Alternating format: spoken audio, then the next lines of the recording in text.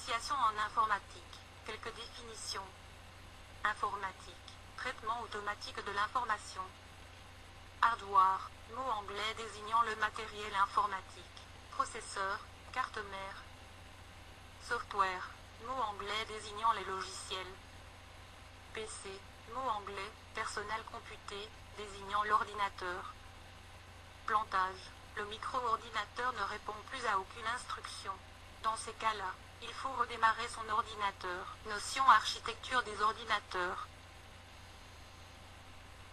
Le micro-ordinateur se compose de plusieurs éléments. L'unité centrale, c'est le cœur de l'ordinateur. C'est ici que toutes les informations vont être traitées. On trouve l'unité centrale sous deux formes. Un boîtier. L'unité centrale est placée sous l'écran de l'ordinateur. Une tour, c'est généralement celle que l'on trouve le plus loin. Les périphériques, ce sont des appareils qui sont connectés à l'unité centrale et qui servent d'intermédiaire entre celle-ci et l'utilisateur. On distingue trois sortes de périphériques. Les périphériques d'entrée, ce sont des périphériques qui permettent de saisir des informations. On trouve généralement le clavier, la souris, le scanner, la caméra. Les périphériques de sortie, ce sont des périphériques qui permettent de lire les informations.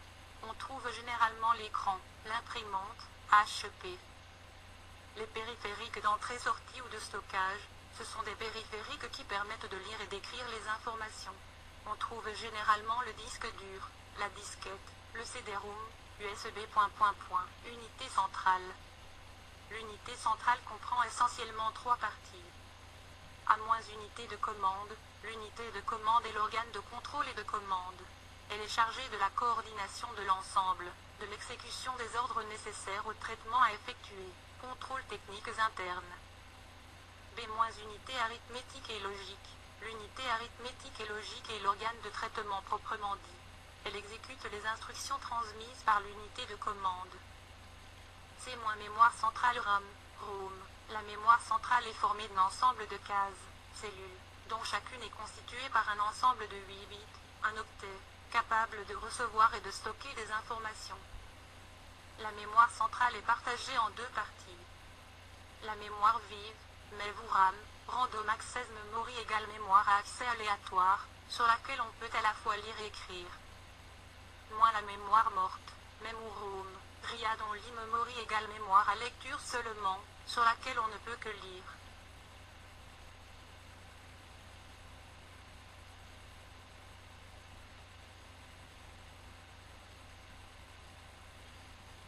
Caractéristiques de l'unité centrale.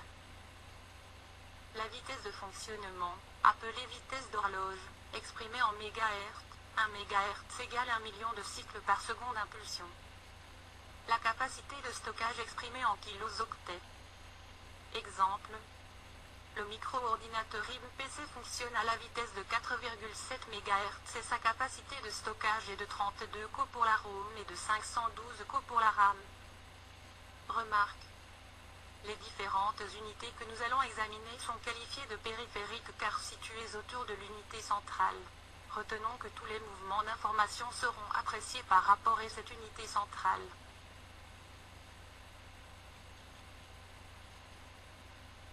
Le système d'exploitation. C'est le premier programme chargé automatiquement par le micro-ordinateur en RAM.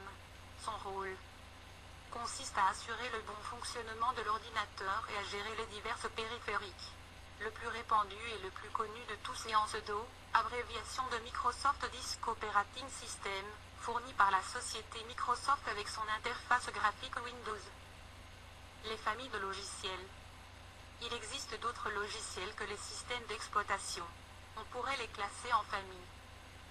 La famille des traitements de texte, VOR 6.0, VOR 97, VOR 2003, VOR 2007. La famille des tableurs, Excel 5.0, Excel 97, Excel 2003, Excel 2007.